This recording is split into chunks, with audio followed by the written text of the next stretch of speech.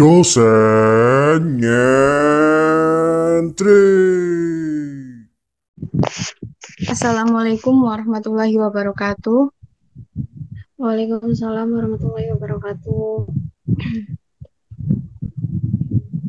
Di sini saya akan mempresentasikan mengenai Angkatan Balai Pustaka dan Angkatan Pujangga Baru dengan teman saya yaitu Aini Fitri Rahmatul Ilmi.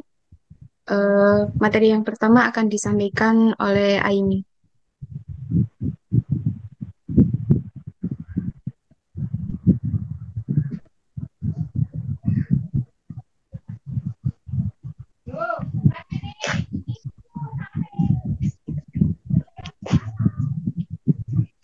Baik, saya akan menjelaskan tentang materi yang pertama, yakni tentang sejarah berdirinya Balai Pustaka. Angkatan Balai Pustaka juga disebut zaman Siti Nurbayan. Menurut Sarwadi, menyatakan bahwa Balai Pustaka memiliki dua arti, yaitu sebagai nama penerbit dan sebagai nama angkatan dalam sastra Indonesia. Hal tersebut tidak terlepas dari riwayat pendirian Balai Pustaka itu sendiri. Balai Pustaka merupakan titik awal dari sejarah sastra Indonesia. Bahasa yang digunakan oleh Balai Pustaka juga dianggap sebagai bahasa golongan budaya yang paling tinggi. Ia menjadi simbol kebudayaan yang dihormati, menunjukkan sekelompok orang yang dihormati, terdidik, dan paling berpengaruh dalam membangun sastra, bahasa, dan kebudayaan Indonesia.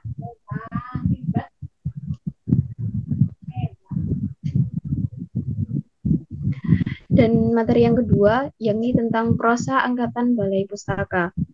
Ada beberapa cerita pendek. Kebanyakan karya sastra dari periode ini adalah roman. Sastra terjemahan mempengaruhi roman-roman di Angkatan Balai Pustaka ini. Ada beberapa roman yang benar-benar ditulis oleh sastrawan Indonesia, seperti Azab dan Sengsara yang ditulis oleh Merari Siregar. Adalah roman pertama yang ditulis dalam sastra Indonesia. Ciri roman angkatan 20 ini terbagi pada dua ciri, yaitu ciri struktur estetik dan ciri ekstra estetik.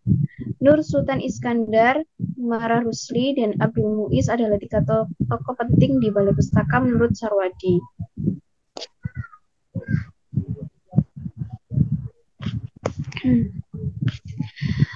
Puisi Angkatan Balai Pustaka.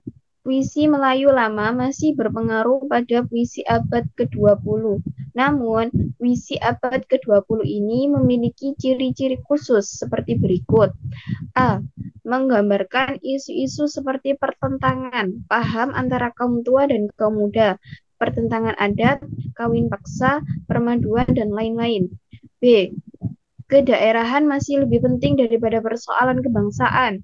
C. Menggunakan gaya bahasa perumpamaan klis, pepatah-pepatah, dan paribasa. D. Puisinya berisi syair dan pantun. E. Karyanya bersifat didaktis. Dan F. Memiliki aliran bercorak romantik. Materi yang kedua yaitu mengenai Angkatan Pujangga Baru. Angkatan Pujangga Baru adalah golongan sastrawan. Benar.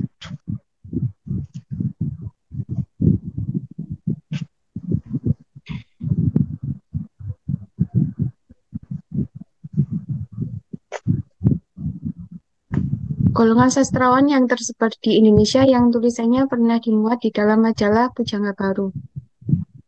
Pujangga Baru memiliki arti yaitu majalah atau event garda yang yang mempromosikan gerakan budaya yang tidak terbatas pada tradisi tradisional dan semakin banyak mengambil tempat dan menerbitkan teks-teks politik. Masa Pujangga Baru merupakan masa penting dalam periodisasi sastra Indonesia menyusul masa Balai Pustaka. Namun Pujangga Baru diambil dari majalah sastra dan budaya Pujangga Baloye yang terbit pada tanggal 29 Juli 1933. Sejarah Pujangga Baru. Sumpah Pemuda 28 Oktober 1928 adalah peristiwa penting bagi sejarah bangsa Indonesia. Peristiwa tersebut juga mendorong para sastrawan bangsa Indonesia untuk melakukan pembaruan di bidang kesusastraan. Kemudian muncullah Praksara Praksa untuk mendirikan kumpulan selain Balai Pustaka sebagai tempat penyaluran cita-cita bagi sastrawan. Di kalangan sastrawan muda muncul rasa ingin mempersatukan para penulis yang terkhusus membahas tentang sastra, bahasa, dan juga kebudayaan umum. Oleh karena itu, lahirlah sebuah ikatan baru para sastrawan muda yang dikenal dengan nama Angkatan Pujangga Baru. Pujangga Baru juga memiliki dua konsep antara lain yaitu konsep pembaruan yang berorientasi ke barat yang dipelopori oleh Sultan Takdir Ali Syah Bana. Konsep pembaruan yang berorientasi ke barat memandang masyarakat Indonesia yang statis harus diubah menjadi ke arah dinamis karena pengaruh perkembangan materialisme, intelektualisme, egoisme, dan individualisme. Konsep yang kedua yaitu konsep pembaruan yang berorientasi ke timur yang dipelopori oleh Sanusi Pane, memandang manusia sebagai jasmani rohani, dunia akhirat, materialisme dan idealisme, dan juga akal dan budi. Sastrawan pujangga baru antara lain yaitu Rifai Ali, Sultan Takdir Ali Syah Bana, Amir Hamzah, Armi Jinpani, Sanusi Pani, Tatengkeng, Asmara Hadi, Karta Hadimaja, dan Mijala. Sastrawan pujangga baru yaitu juga Yogi, Mandang, Hasmiji, Suman Hasibuan, Muhammad Yamin, I Gusti Nyoman Panji Tisna, Rustam Effendi, Hamidah, Mozasa, dan Dayo. Eh, Sekian dari pemaparan materi yang bisa kami sampaikan. Barangkali ada yang perlu ditanyakan ataupun didiskusikan, kami persilahkan.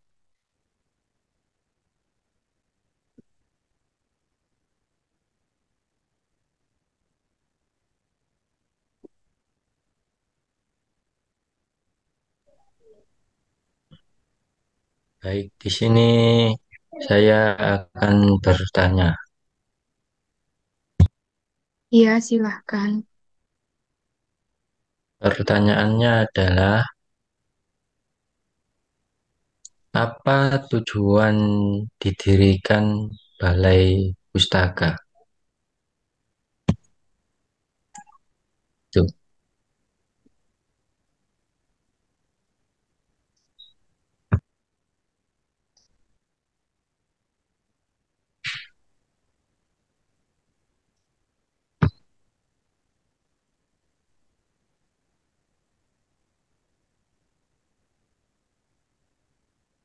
udah ya.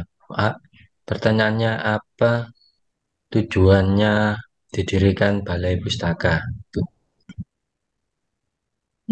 Baik, kami akan menjawab.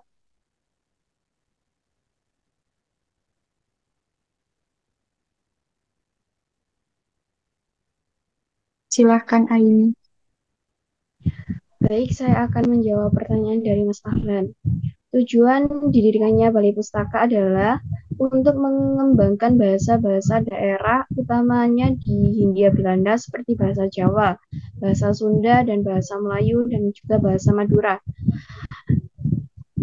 Balai Pustaka juga bertugas untuk menyensor karya-karya sastra yang dianggap berbahaya bagi kepentingan kolonial Belanda. Apakah sudah puas dengan jawabannya, Mas Alan?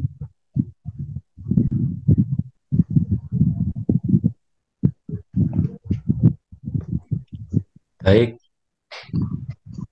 tapi di sini saya akan menambahkan tujuannya.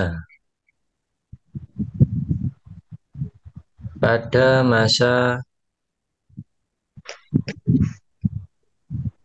ke- kemunculan sastra Indonesia modern tidak bisa dilepaskan dari Balai Pustaka.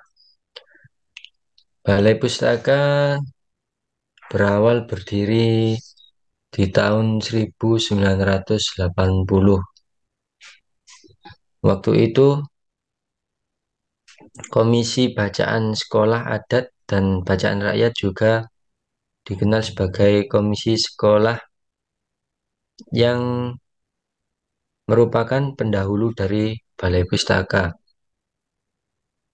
Tujuannya adalah Balai Pustaka itu memberantas atau menanggulangi karya-karya sastra atau melawan terluasnya pembacaan ilegal.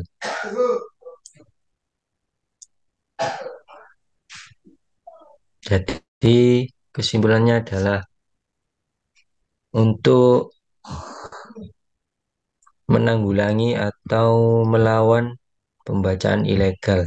Pada abad 20, Belanda sebagai pedagang buku yang tidak bermoral, penerbit yang ceroboh, penghasut, dan pembaca yang tidak sah. Jadi gitu. Barangkali teman-teman ada pendapat lain.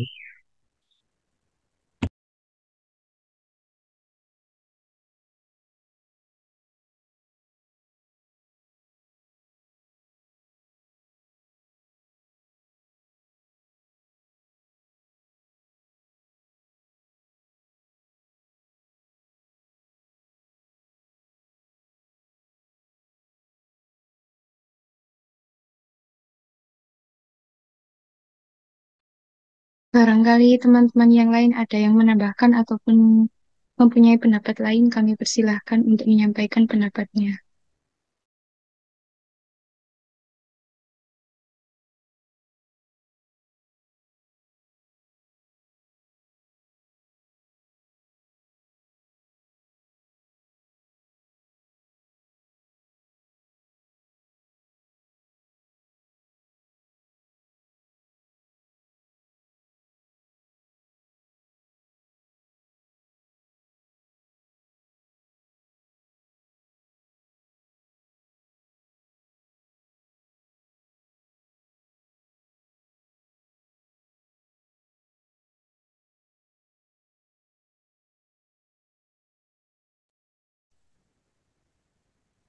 Mungkin saya ingin menambahkan sedikit mengenai apa yang disampaikan oleh Ahlan tadi.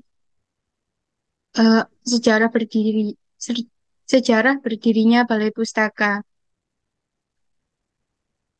Balai Pustaka merupakan titik awal dari sejarah sastra Indonesia. Jadi kayak benar yang tadi diucapkan oleh Ahlan, dulunya tidak ada tempat bagi para sastrawan itu menampung karya-karyanya atau tempat tempat sebagai penampungan karya-karya yang ditulis oleh sastrawan tersebut. Jadi kayak ilegal gitu. Semua sastra yang ditulis oleh sastrawan tersendiri itu tidak apa ya kayak tidak ada tempat untuk menyampaikannya. Jadi kayak ilegal gitu. Terus ada yang mendirikan Balai Pustaka dan merupakan Balai Pustaka tersebut juga merupakan golongan budaya yang paling tinggi bagi bangsa Indonesia atau tempat penuangan sastra bagi bahasa Indonesia, sastra Indonesia. Jadi begitu. Mungkin ada pertanyaan lain untuk kami, kami persilahkan. Nah, sebelum adanya Balai Pustaka tersebut, itu kan kata Marta itu bacaannya itu masih belum apa ada izin atau belum ada yang menampung komunitas atau badan badan yang menampung. Sebelum adanya Balai Pustaka itu bacaan-bacaan atau karya itu disebut dengan bacaan liar atau karya sastra liar. Di sejak tahun 1850 sampai 1933 itu banyak sekali cetakan-cetakan karya sastra karena di masa itu alat ketik atau mesin-mesin yang menunjang untuk dibuatnya sebuah karya itu mulai ada. Soalnya perkembangan zaman yang lebih modern. Dulu bacaan liar itu bahasanya itu belum teratur. Soalnya digunakan untuk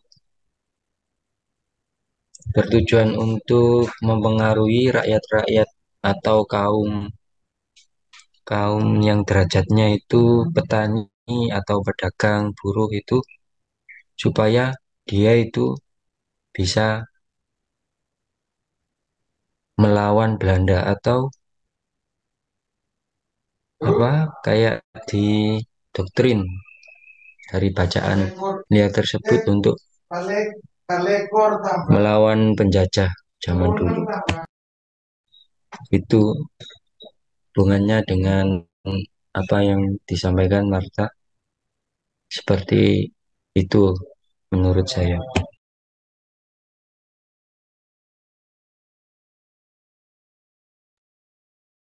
Baik, terima kasih Ahlan telah menambahkan. Barangkali teman-teman yang lain kami persilahkan.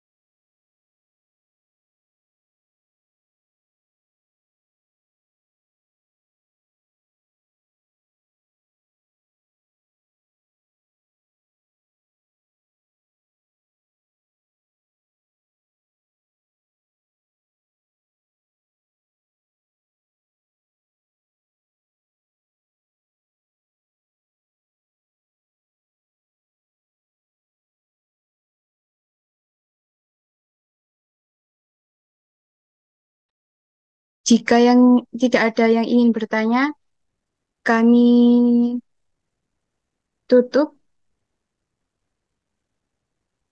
Sebentar, katanya Viv mau tanya tadi. Iya, segera ya. Waktunya soalnya waktunya habis. Kurang 9 menit.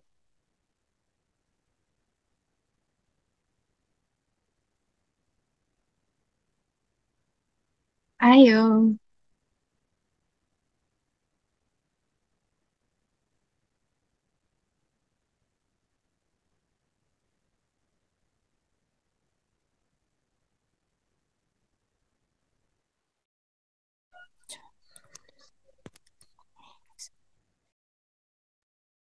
Afif jadi bertanya apa enggak?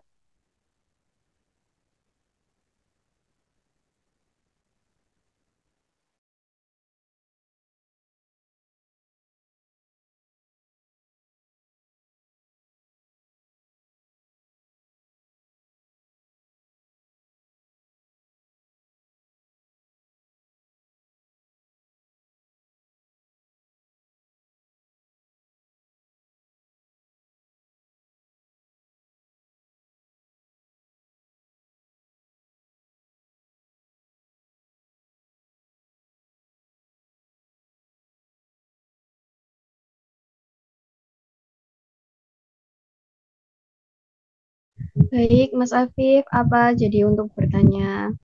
Karena waktunya sudah mau habis.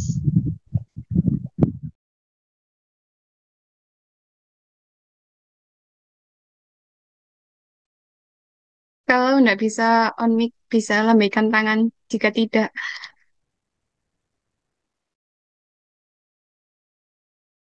Pertanyaannya bisa diketik di kolom obrolan. Kalau nggak bisa on mic. Kalau enggak bisa tulis di kolom komentar, bisa Japri Aini lewat WA.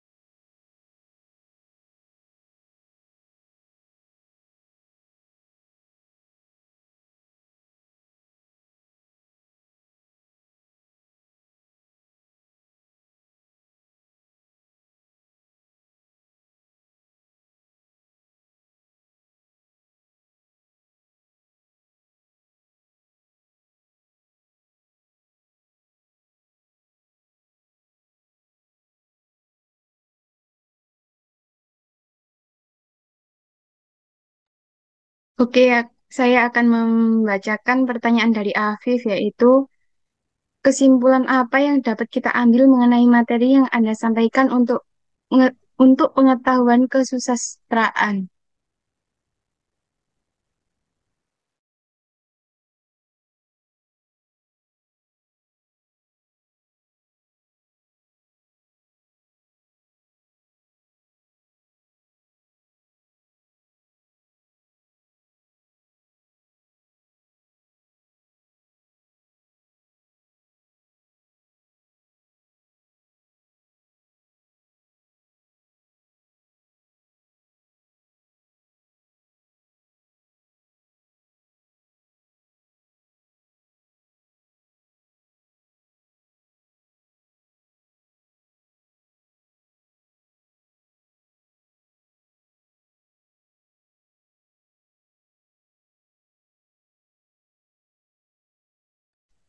Oke, di sini akan menjawab pertanyaan dari Afif, yaitu mengenai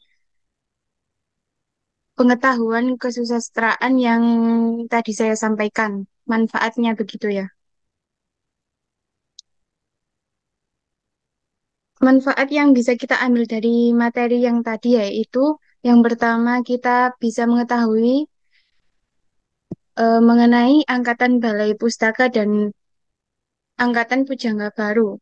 Materi yang tadi saya sampaikan dan teman saya yaitu Aini tadi kan menyampaikan materi Angkatan Balai Pustaka dan Pujangga Baru. Jadi kita bisa paham mengenai materi kedua itu. Kita juga bisa meningkatkan kemampuan berkomunikasi dan mengekspresikan secara efektif melalui kata-kata seperti di apa ya kayak pantun yang diterbitkan oleh sastrawan Pujangga Baru ataupun Balai Pustaka. Seperti contohnya puisi-puisi yang diterbitkan oleh beberapa angkatan Balai Pustaka tadi bisa dilihat ataupun bisa di-searching di Google karya-karya dari toko-toko tadi yang kami jelaskan. Dan apa ya, kita bisa mempelajari bahasa sastrawan seperti kayak bahasa tersirat ataupun tersurat dari puisi-puisi tersebut yang tertulis di karya toko-toko tadi. Begitu menurut saya, barangkali Aini bisa menambahkan.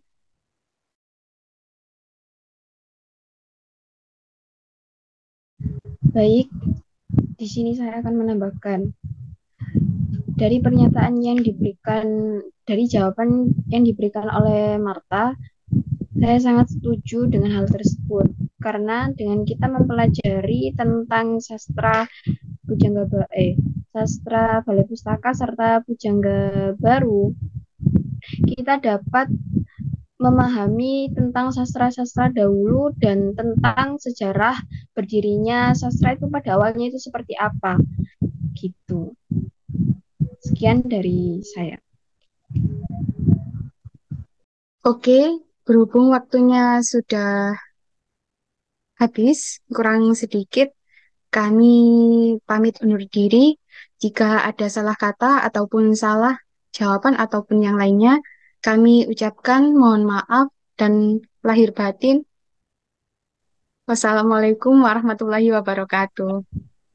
Waalaikumsalam Waalaikumsalam warahmatullahi warahmatullahi wabarakatuh.